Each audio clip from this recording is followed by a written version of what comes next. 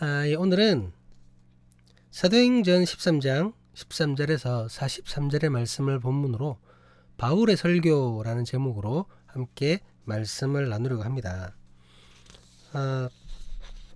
지난주까지 그 구브로 섬에서의 그 전도가 있었죠. 그러니까 지금 한창 그 바울과 바나바가 그 1차 세계 전도 여행을 하고 있는 중인 것이죠.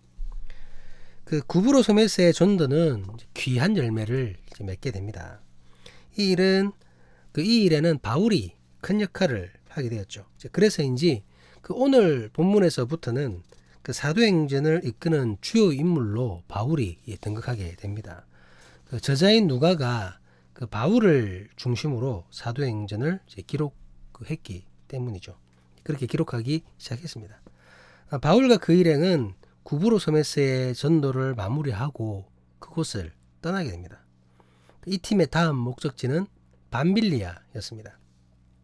그 밤빌리아는 그 오늘날 튀르키예 중남부 지역에 해당됩니다. 제가 튀르키예라고 하니까 저기 어느 나라지 싶으실 텐데 아시는 분 아실 테지만 그 우리가 보통 터키라고 부르던 나라 있죠. 그 터키라는 나라가 이제 외국어 그 표기를 할 때 튀르키예로 그 표기를 하라고 이제 공식적으로 그 변경이 됐습니다. 그래서 올해 그 2022년 기준으로 6월 2일부터 유엔에서 공식적으로 터키는 튀르키예로 표기를 하라고 이렇게 발표가 났죠. 그러니까 그 나라에서 요구를 했고 유엔에서 그것을 받아들인 것입니다. 그래서 이제 앞으로 터키를 제전에는 튀르키예라고 부르도록 하겠습니다. 어쨌든 그 튀르키예 중남부에 해당되는 지역인데요. 그 오늘 본문은 그 회당에서 전하는 그 바울의 설교가 주된 내용입니다. 그 바울이 전한 회당 설교가 처음으로 소개되는 부분이 이제 오늘 본문이죠. 그 구브로에서의 그 성공적인 선교에도 불구하고 바울 일행은 그 다음 여정에서 처음부터 삐걱거리기 시작합니다. 우리 본문 13절 말씀을 같이 한번 보시도록 하겠습니다. 바울과 및 동행하는 사람들이 바보에서 배 타고 바빌리아에 있는 버가에 이르니 요한은 그들에게서 떠나 예루살렘으로 돌아가고 라고 되어 있습니다. 잠깐 이제 지도를 한번 보시면 이게 지금 어떻게 화면이 잘 보이실지 모르겠는데 요게 이제 바울이 그 1차, 2차, 3차 전도 여행으로 떠났던 그 유럽 지역입니다. 유럽 지역이고 여기가 지중해 쪽이죠. 지중해 쪽입니다. 뭐 리비아도 보이고 이집트도 보이고 이탈리아도 보이고 그죠? 예. 많은 곳이 보이는데 요걸 좀 더 확대해서 오늘 그 바울이 갔던 곳으로 보면 요렇게 됩니다. 보이시나요? 예. 보이실지 모르겠는데 여기 구브로 섬이 보이죠? 예. 배를 타고 안디옥에서 배를 타고 구브로 섬으로 갔었죠. 그래서 바보에서 전도를 마치고 바보에서 버가 위에 보이는 버가 쪽으로 간 겁니다. 밤빌리아 쪽에 버가로 갔던 것입니다. 예. 요것이 오늘 그 말씀의 주된 내용입니다. 뒷부분에도 요 지금 화살표로 되어 있는 여정의 얘기가 조금씩 나오는데요. 뭐 교회 장로를 세움, 마가 요한이 돌아감, 뭐 이렇게 툭툭 있는데 뭐 기억이 나실지 모르겠지만 참고로 계속해서 이 지도를 참고로 말씀을 나누도록 하겠습니다. 바울 일행은 그 밤빌리아 그에 있는 그 버가에 지금 보이시는 저 버가에 도착하게 됩니다. 그런데 확실하지 않지만 이곳에서 별다른 성과를 내지 못했던 것 같아요. 그러니까 열매를 맺지 못했다는 거죠. 왜냐하면 전도의 열매가 있었다면 분명히 기록으로 남겼을 거예요. 예, 우리가 보통 바울 서신이나 사도행전을 봤을 때에 열매가 있으면 반드시 그것을 기록했었거든요. 그런데 기록이 없었다는 것은 특별한 열매가 없었다라고 봐야 되는 거죠. 거기다가 함께 했던 마가 요한이 팀에서 이탈하여서 예루살렘으로 돌아가 버립니다. 예, 돌아가 버려요. 마가 요한이 그 바나바와 바울을 떠난 정확한 이유는 알 수 없어요. 왜 예루살렘으로 돌아가는지는 알 수 없지만 아무래도 좀 이때 시기가 굉장히 이 팀에서는 어려운 시기였던 것 같습니다. 뭐 전도도 잘 안 될 수도 있고 아니면 마가 요한이 개인적으로 뭐 병이 걸리거나 힘이 들어올 수도 있고 학자들마다 뭐 그렇게 얘기하는 사람이 있는데 정확한 이유는 알 수 없습니다. 근데 어쨌든 이 마가 요한이 이들을 떠나버린 이 문제가 이후에 바울과 바나바가 결별하게 되는 이유로까지 번지게 되죠. 그것으로 보아서 마가가 이 팀을 이탈한 일은 결코 이 팀의 입장에서는 작은 일이 아니었던 겁니다. 굉장히 힘든 상황이었음을 짐작해 하는 부분인 것이죠. 이렇게 어려운 상황임에도 선교팀은 멈추지 않고 다음 전도지로 이제 이동을 하게 됩니다. 본문 14절 15절 말씀입니다. 그들은 버가에서 더 나아가 비시디의 안디옥에 이르러 안식일에 회당에 들어가 앉으니라. 율법과 선지자의 글을 읽은 후에 회당장이 사람들을 보내어 물어 이르되 형제들아 만일 백성을 권할 말이 있거든 말하라 하니. 그 버가에서 그 마가가 떠나버린 그 버가에서 조금 더 북쪽으로 올라가서 비시디아 안디옥이라는 곳에 이르게 됩니다. 예, 뭐 이름이 유사한 이름이죠. 예, 그 이방선교회지의 그 이방선교회 중심지였던 그 안디옥, 예, 거기는 시리아의 안디옥이죠. 그 안디옥과는 다른 곳입니다. 예. 비시디아 안디옥은 당시의 로마 식민지였고 바울은 그 3차 전도 여행 때 다시 이곳에 들르게 됩니다. 제가 잠깐 이 자료를 찾아보니까 당시에 안디옥이라는 곳이 한 16군데 정도 있었다고 합니다. 그 안티오쿠스의 이름을 따서 도시를 만들었는데 이곳이 한 16군데 있었다고 하는데 어쨌든 성경에는 그 수리아의 안디옥과 비시디아의 안디옥 두 곳이 등장합니다. 바울은 비시디아 안디옥에 이르러 가장 먼저 회당을 방문합니다. 지난주에도 이제 밝혔듯이 회당은 바울 선교 전략의 그 중심이 되는 곳이었습니다. 회당에서 유대인과 이방인을 함께 만날 수 있었기 때문입니다. 그리고 바울에게는 자연스럽게 율법 강론을 할 수 있는 곳이기도 했었죠. 비시디아 안디옥의 회당에서도 바울에게 율법과 관련하여 권할 말을 할 수 있도록 회당장의 지목을 받습니다. 이것은 그 회당장이 갑자기 즉흥적으로 바울을 지명한 것은 아니라고 봐야 되는 것이 자연스럽습니다. 왜 그러냐면 유대인의 관습상 준비되지 않고 그렇게 하진 않거든요. 예. 그 유대인의 관습상 바울과 사전에 협의가 있었던 것으로 보는 것이 굉장히 자연스러운 모습입니다. 회당장은 아마도 새롭게 참석한 바울이 바리새인이며 유명한 랍비인 가말리엘의 제자라는 말을 이미 들었을 거예요. 서로 소개를 한다든지 이야기 주고받다가 그런 얘기를 들었을 거라는 거죠. 그래서 그런 그에게 율법 강론을 부탁한 것입니다. 그 회당장의 지명을 받은 바울은 바로 일어나서 사람들에게 메시지를 전하려고 합니다. 본문 16절 말씀입니다. 바울이 일어나 손짓하며 말하되 이스라엘 사람들과 및 하나님을 경외하는 사람들아 들으라. 바울은 복음을 전할 대상을 정확하게 명시합니다. 그는 이스라엘은 물론 하나님을 경외하는 이방인들을 포함한 모든 사람들에게 그리스도의 복음을 전하고 있습니다. 바울은 하나님께서 함께 하신 이스라엘의 역사를 아주 간결하게 요약하여 설명하는 것으로 그의 설교를 시작합니다. 강론을 시작하는 것이죠. 하나님께서는 이스라엘을 선택하셨고 애굽에서 구원하시고 젖과 꿀이 흐르는 가나안으로 인도하셨습니다. 그리고 그곳에서 사울을 왕으로 세우시기까지 하십니다. 모든 것은 주관하시는 그 하나님의 그 인도하심이었죠. 이제 역사의 주관자이신 하나님께서 다윗을 왕으로 세우십니다. 본문 22절 23절입니다. 여기서 패하시고는 사울을 패하셨다는 얘기입니다. 예. 패하시고 다윗을 왕으로 세우시고 증언하여 이르시되 내가 이새의 아들 다윗을 만나니 내 마음에 맞는 사람이라 내 뜻을 다 이루리라 하시더니 하나님이 약속하신 대로 이 사람의 후손에서 이스라엘을 위하여 구주를 세우셨으니 곧 예수라. 하나님께서는 자신이 새롭게 세운 다윗을 통해 당신의 뜻을 이루실 것을 말씀하십니다. 그리고 그의 후손 중에 이스라엘을 구원할 구원자가 나타나게 될 것을 약속하셨습니다. 하나님께서 다윗에게 약속하신 약속은 그 사무엘하 7장 12절에서 이렇게 전하고 있습니다. 본문이 아닙니다. 죄송합니다. 사무엘하 7장 12절 말씀을 같이 한번 보시도록 하겠습니다. 내 수완이 차서 내 조상들과 함께 누울 때에 내가 내 몸에서 날 내 실을 내 뒤에 세워 그의 나라를 견고하게 하리라.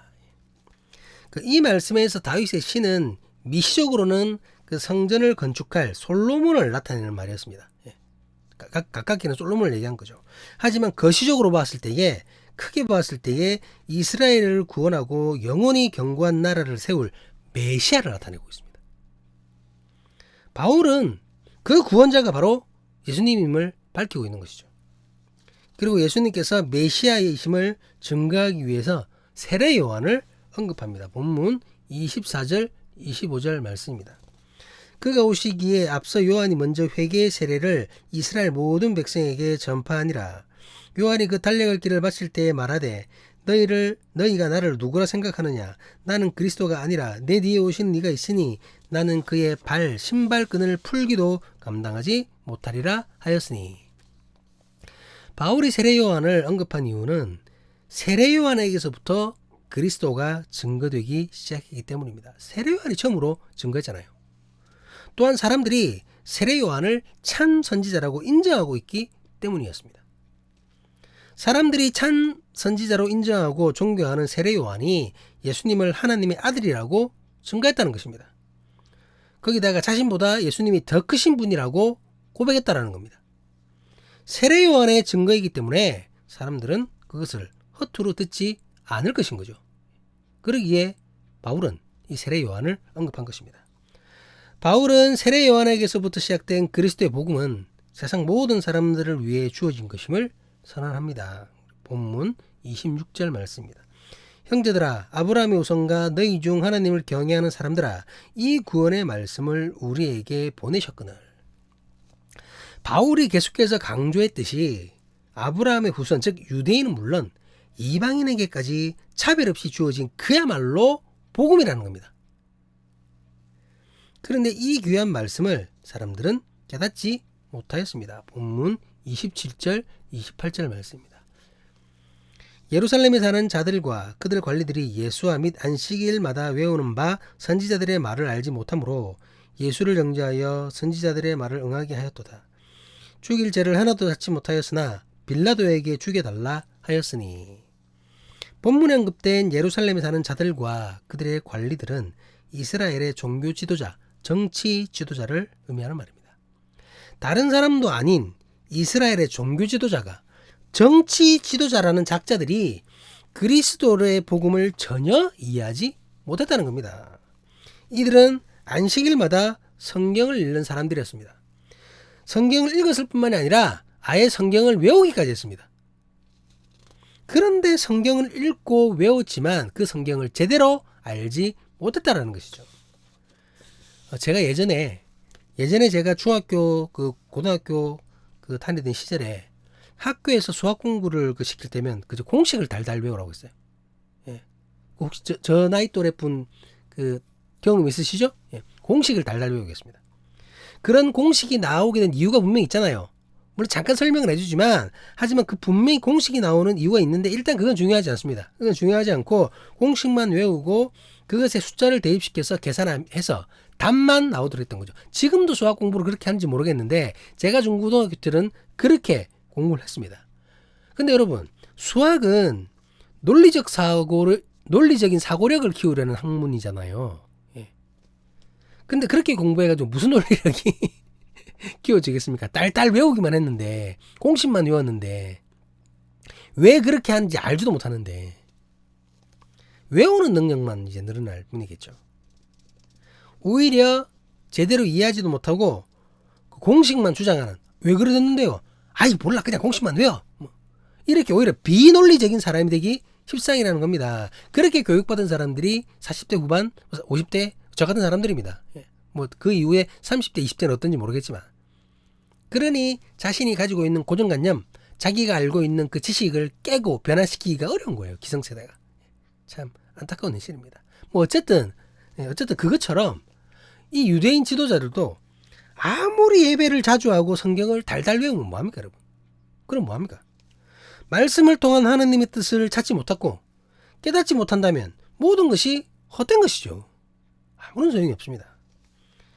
이스라엘의 지도자들은 문자만 외울 뿐 그 말씀이 전하는 참된 의미를 전혀 알지 못했습니다. 그렇기 때문에 성경이 증거하는 예수 그리스도를 알아보지 못했고 그를 정죄하고 죽이기까지 했던 것이죠.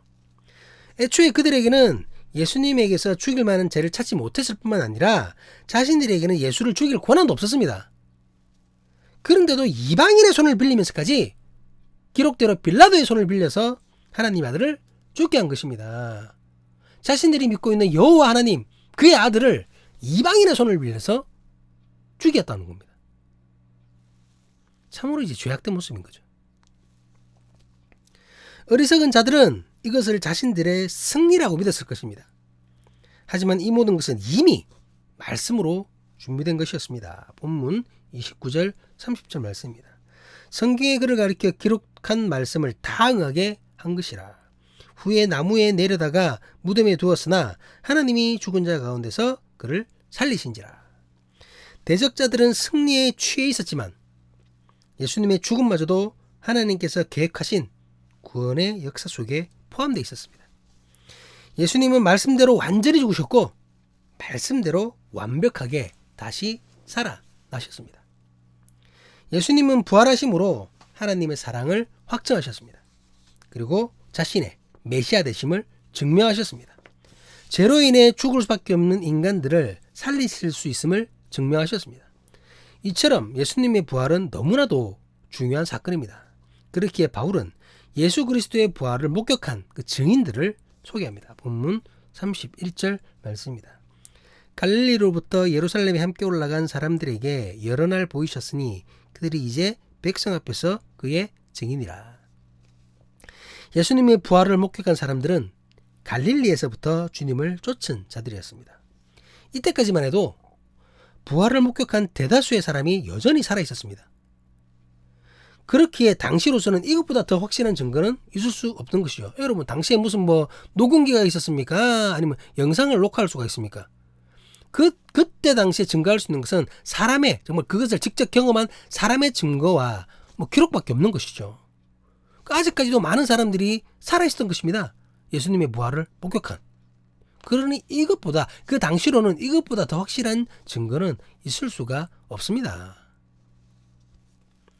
바울은 계속해서 성경을 인용하여 그리스도의 부활을 증거합니다. 본문 32절, 33절 말씀입니다. 우리도 조상에게 주신 약속을 너희에게 전파하노니 곧 하나님이 예수를 일으키사 우리 자녀들에게 이 약속을 이루게 하셨다 함이라. 시편 2째 편에 기록한 바와 같이 너는 내 아들이라 오늘 너를 낳았다 하셨고, 바울이 인용한 성경은 시편 2편 7절 말씀입니다. 우리 같이 한번 보실까요? 내가 여호와의 명령을 전하노라. 여호와께서 내게 이르시되 너는 내 아들이라 오늘 내가 너를 낳았도다. 하나님께서 예수님을 다시 살리신 것을 시편 2편 7절에 기록된 내가 너를 낳았도다와 연결시키고 있는 거예요. 이해되시나요? 그리고 다윗의 시를 통해 영원히 통치하실 이가 나게 될 것이라고 하나님과의 그 언약을 소개합니다. 본문 34절 35절 말씀입니다. 또 하나님께서 죽은 자 가운데서 그를 일으키사 다시 썩음을 당하지 않게 하실 것을 가르쳐 이르시되 내가 다윗의 거룩하고 미쁜 은사를 너희에게 주리라 하셨으며, 또 다른 시편에 일렀으되 주의 거룩한 자로 썩음을 당하지 않게 하시리라 하셨느니라. 그 본문은 이스라엘 55장 3장과 시편 16편 10절을 인용하고 있는 것입니다. 본문의 핵심은 썩음을 당하지 않는다는 것이죠. 다윗의 시를 통해 영원히 통치하실 이가 나게 될 것인데 그는 거룩한 자로 썩음을 당하지 않는다는 말입니다. 이는 여러분, 썩음을 당하지 않는다는 게 무슨 말이죠? 죽지 않는다는 얘기죠. 혹시라도 죽더라도 썩기 전에 다시 살아난다는 겁니다. 그렇다면 이 사람은 다윗 자신을 얘기한 게 아니죠. 이해되시나요? 왜 그렇습니까? 다윗은 이미 죽어서 그 육신이 썩었기 때문입니다. 본문 36절 37절 말씀을 보시도록 하겠습니다. 다윗은 당시에 하나님의 뜻에 따라 섬기다가 잠들어 그 조상들과 함께 묻혀 썩음을 당했을 때 하나님께서 살리신 이는 썩음을 당하지 아니하였나니, 이미 죽어서 썩은 다윗은 이 예언의 주인공일 수가 없습니다. 하지만 예수 그리스도는 죽으셨지만 부활하셨습니다. 다시 살아나셨기에 썩음을 당하지 않으셨습니다. 그렇기에 성경이 말하는 영원한 통치자, 이스라엘을 구원하실 이가 바로 예수 그리스도가 되신다는 것입니다. 바울이 성경을 인용해서 예수님의 주되심을 이렇게 증거하고 있는 것입니다. 바울은 이어서 복음의 핵심을 이렇게 정리합니다. 본문 38절 39절 말씀입니다. 그러므로 형제들아, 너희가 알 것은 이 사람을 힘입어 죄사함을 너희에게 전하는 이것이며, 또 모세의 율법으로 너희가 의롭다 하심을 얻지 못하던 모든 일에도 이 사람을 힘입어 믿는 자마다 의롭다 하심을 얻는 이것이라. 복음의 핵심은 부활하신 주님을 통해 이루어지는 죄사함입니다. 죄로 인해 죽을 수밖에 없었던 영혼이 죄사함으로 생명에 이르는 것입니다. 모세의 율법으로는 불가능하지만 예수 그리스도를 믿는 그 믿음만으로 의롭다고 하심을 얻게 되는 것이 바로 복음의 핵심입니다. 바울은 이 설교를 마무리하며 이렇게 경고합니다. 본문 40절 41절입니다. 그런즉 너희는 선지자들을 통하여 말씀하신 것이 너희에게 묻힐까 삼가라. 일렀으되 보라, 멸시하는 사람들아, 너희는 놀라고 멸망하라. 내가 너희 때를 당하여 한 일을 행할 것이니 사람이 너희에게 일러줄지라도 도무지 믿지 못할 일이라 하였느니라 하니라. 많은 선지자들이 외쳤던 일반적인 메시지를 하박국 선지자의 경고로 인용하여서 전하고 있습니다. 하박국은 유대의 그 심판을 경고했습니다. 유다의 심판을 경고했죠. 그러나 이스라엘 백성은 하나님의 뜻을 깨닫지 못했습니다. 바울이 이 말씀을 빗대어 자신들의 조상들처럼 어리석게 되지 않도록 조심하라고 경고하고 있는 것입니다. 복음을 믿지 않는다면, 말씀을 멸시한다면 반드시 멸망할 수밖에 없는 것이죠. 강력한 경고가 주어진 이 설교이지만 바울의 설교에 대한 사람들의 반응은 긍정적이었습니다. 본문 42절 43절 말씀입니다. 그들이 나갈새 사람들이 청하되 다음 안식일에도 이 말씀을 하라 하더라. 회당의 모임이 끝난 후에 유대인과 유대교에 입교한 경건한 사람들이 많이 바울과 바나바를 따르니 두 사람이 더불어 말하고 항상 하나님의 은혜 가운데 있으라 권하니라. 바울의 설교를 듣고 난 후에 다시 듣고 싶어하는 사람들이 생겨난 것이죠. 그들은 바울에게 다음 안식일에도, 일주일 뒤죠. 그 다음 안식일에도 같은 말씀을 들을 수 있기를 요청합니다. 같은 말씀을 전해달라는 것이죠. 좀 더 적극적으로 반응하는 사람도 있었습니다.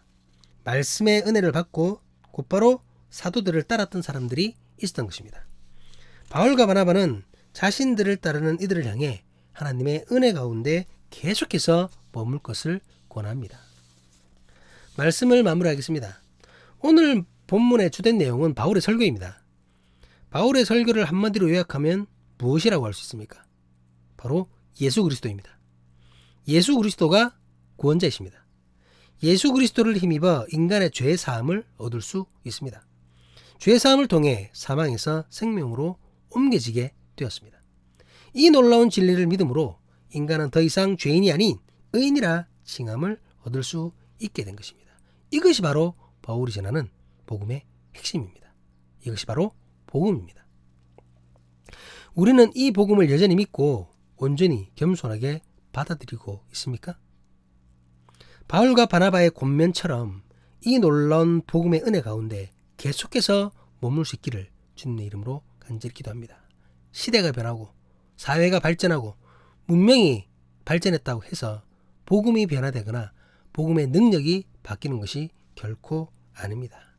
오늘 말씀을 통해서 2000여 년 전에 BCD 안디옥의 바울이 전한 그 그리스도의 복음이 다시 우리 영혼에 각인되고 우리를 세우고 우리를 살리는 역사가 일어날 수 있기를 주님의 이름으로 간절히 기도합니다. 혹시나 실패자처럼 패배자처럼 힘들어하며 지쳐하는 영혼이 있다면, 그러한 사람들이 있다면 생명의 복음으로 승리하는, 일어나는 하나님의 사람으로 은혜 가운데 나아가는 우리가 될 수 있기를 주님의 이름으로 간절히 간절히 간구합니다. 기도하시겠습니다. 아멘.